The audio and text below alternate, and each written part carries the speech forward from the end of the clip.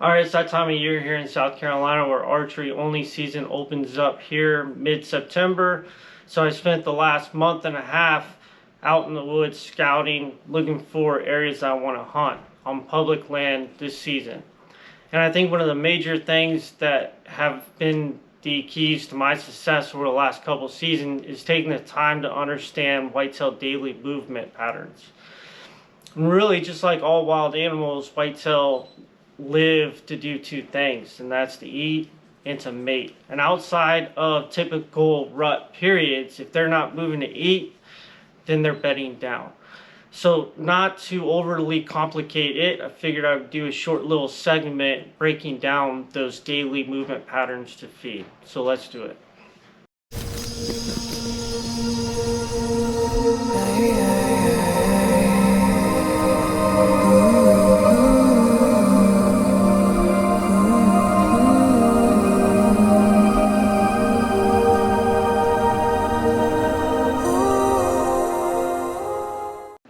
Alright, again, whitetail will eat 5 times in a 24-hour period. So I've broken this down 1 through 5, really focusing on 1, 2, and 3. 4 and 5 will happen late at night.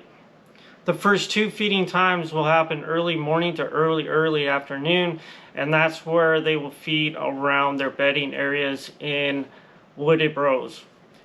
That's where they'll feed on briars, berries, acorns, things close to their bedding areas. During this time, I typically like to look for little patches of oaks, where especially during the times that the acorns are falling. That's what I look for.